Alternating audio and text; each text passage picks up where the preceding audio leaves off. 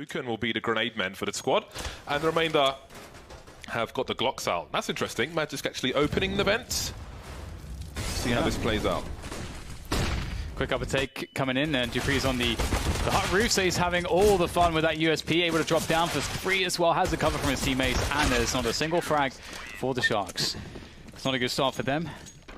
Waiting to respond, and now they respond. The push comes down through, well, behind T-Red perhaps, or maybe not. Glaive here over the smoke. This is just very, very annoying to deal with. They've lost a player. They know that the CTs know exactly what they're doing, and Device popping J&T straight away on the main roof, and things are, it's just so different. One man for every 10 seconds on the clock for Sharks. Again, it's about those dry peaks and finally get an opening, but they won't make their way in towards many, it seems, as Leo Drunky's taken out outside. Dupree patiently waits. Nobody in heaven just yet. There's still a chance for this. Oh my god, it's a 2 versus 2. They've got a chance to plant the bomb. We've got a Molotov going up towards the heaven position. How on earth have they turned this around? It was looking so unlikely. Glaive just with the footsteps will take Lucan out, which leaves Exit alone. Really knows his angles, doesn't he, Glaive? But yes, Exit, he has a good opportunity to make this one work. Krieg, oh, Glaive, he's got such a forward position. The off-angle to get their first big green gun. Wildfire on this occasion. J&T's been sprayed to his demise by throwing a few bullets through. They will avoid that, but they don't spot Device. Great angle. Not enough time to reload. Nice punish from Mayan, just in the nick of time to take down Device, prevent him from getting 2. But Dupree on the hard roof is doing damage. Finds himself a double Zipex, cleaning up towards Trophy Room as well. And that's going to be... His trajectory, sees grenades. Oh, that would have been a nice pop flash, but he will just creep straight into the crosshair of Device. That's a rough situation for Leo Drunky, and there's a fast reaction from Sharks towards the ramp, but that will fail as well. 3 versus 5, 40 seconds on the clock. They start to move towards ramp yet more. Device spots 1. 13 seconds now. What do they choose to do? Flying up the ladder. That won't work. Like he's been playing KZ or something. Counter-terrorists win. Really very difficult for Sharks. You know, it's very limited in terms of utility, but here they go, starting to push forwards. And look how favorable this angle is for Magisk. He's so ready. There's a deeper peek from Magisk. He's looking to wipe them all out. Spots the last 2 players. That's key information for the rest of... Here we go again. again. Oh, God. For the rest of Astralis. Okay, this... Oh, my God. He's absolutely dead, isn't he? Device gets fully wrecked. How is this possible? Again, it's happening. I don't know, James. Down to the 1 versus 1, and they've won the round. That is 115? I think not. Zipex, they're lining up for him towards that ramp. He's got a HE, he's got the bomb, he's got a smoke grenade for the choke points as well. He can do it by himself for now. Dupree falling off of the MP9. Little jiggle, spots some of the information. Sees 2 on the def cam now. And Magisk has the position. They could get down towards B, however. Glaive spraying from the outside, and that leaves Exit.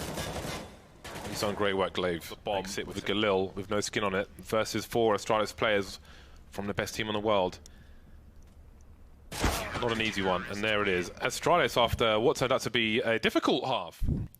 Pistols, headshots, not much else to be added to that really. That's generally the narrative. We've got a smoke up. Glaive will try to plant in the smoke. Leo's going fishing, and he's done a great job.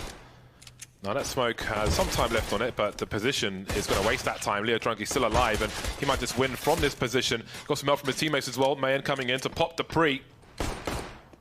Zipex still on the high ground, unable to use the baits now. Device can't really commit to that. Zipex doesn't have the range with the Glock. So it looks like Sharks are about to tie the score once again. Well, at least he has a Glock, so he's got basically unlimited bullets.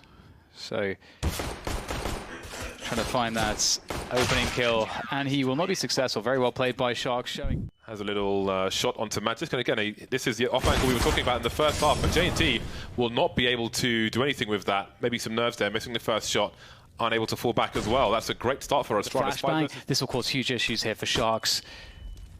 Exit with a very, very awkward angle. They haven't spotted him just yet. He's playing off of his teammates, and that's a great help from Lucan for the 3rd kill. Astralis with all the numbers in the high ground, and now it's a late attempt from the last 2 to plant the bomb, and Exit's just going to buy some time. 3 HP, as long as he's alive, and they can't win a round. Oh my god, or can they? Zipex down 1 versus 1, Exit dancing left and right, and he just runs into the if he understands the fashion in which he was ball banged, maybe they realise that we can't necessarily rely on our usual bits and bobs because the counters are going to be coming. Just look how he teleports. Each highlight, he's in a completely different position, except the last 2. Yeah. Mayan with a Krieg. It's a scary prospect. Oh, and that's a free one. I think the legs were spotted indeed. There's a small little gap. Oh, no! boy. You can't be walking past that gap without getting punished. Did we see him get it? Quick flick missed by JNT as Astralis starts to try to work on getting that plant secured. They have to get these kills, as I mentioned, though. Zipex makes his way across, and he actually is able to get that plant behind cover. And here comes the CTs, all from the ramp position. Magisk actually making a good go of this. The CTs are separated right now. There's one in control, though, so we'll see what they're able to do. That's Mayan coming through the double doors. He hasn't seen one on the ramp, but that'll be taken care of by JNT, which leaves Device now with a lot to do. Pulls out his knife, can't pull out his gun again, and it's round number 12 for Shark.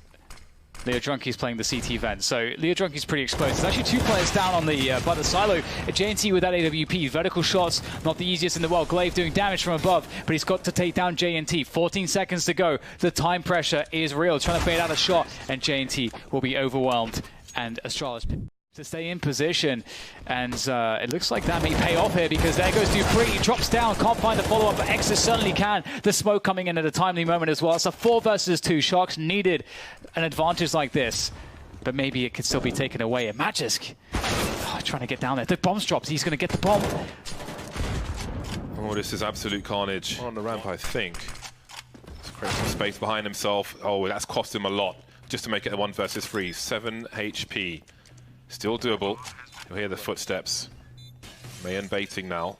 What is this weed Magisk? There's a 1 versus 1. Now there's only 2 more remaining. Awkward stuff as they move in. JNT with the USP. This is really bad. They don't, as you say, like they would need someone in control room earlier here. Lucan's the most forward player. He can get kills though. That changes everything. He's done critical damage to Dupree's picked up 1. Oh my god, he's going to get 3. Lucan is an absolute god, and it's just Device and Zipex left to save this. How has it come to this? Man, gambling. This is actually the perfect play in some ways, because they're all coming from the ramp position. Device has got a Krieg as well. JNT still alive. They're lining up as well. This could be a complete massacre. No kills yet as Sharks start to move in. Zipex still waiting. Off angles being held. 2 versus 2 now. Astralis just might do this. They're still stuck behind the choke points. JNT, though, will take out both of them really quickly. For this JNT. Oh, okay. Oh, my God. Oh, no. The punish. That's a huge punish. That's outrageous, the repick from JNT. I said he was aggressive, but I wasn't expecting that. But this is where Astralis have found some success when they have been able to avoid Lucan at the very least. And look at Lucan charging forward to take out Dupree. Of course they can't avoid him.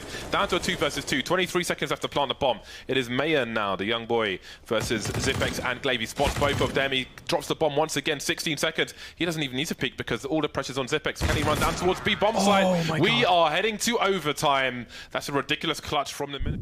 As you can see, big action outside, at least in terms of grenades. Astralis will have to be very, very careful. That's a great pick, and that's a nice trade from Leo Drunky to hold position, but JNT has been a nuisance in some of these rounds, and he's dead for now. Yeah, it's great to have sight with losing JNT is a bit thinned out. Oh no, it's quite the backstab. Yeah. Indeed. Lucan thought he had the ramp. That's a lot of information for Astralis. Magisk in an anti-eco position, dealing with a lobby push, and this is not the round for Sharks for sure. Astralis may be able to stabilize now. Can they bring a dramatically different game the way of Sharks in this overtime? Magisk continuing to draw. Then you can the Apple Krieg. Would have been nice to hold on to the AWP. You do need to save that in a situation. And here comes a very fast play, straight through the door. Mayan there is very safe from the mini position. And he's been smoked off exit. Hasn't been, though. He's doing massive damage. Great couple kills from him. Leo Drunky also picks off one. And now it's going to be a drop down to the lower bomb site. Dupree with the plant. And it's going to be up to Mayan and Lucan to get the rotation, but this repositioning from Astralis. They've got some great positions as well. Dupree probably identified that both players are here. Glaive staying close to his teammate in case he needs to swing, avoids the flashbangs. Dupree with a labored spray, but he'll get both of them. That's 2 for 2. Now, it's going to be a fast play again with the nades. He's looking for those opening picks. Mayan burning alive.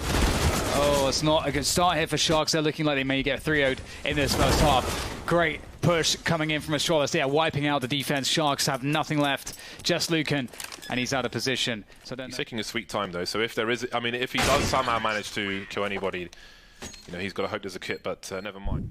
This is really tense.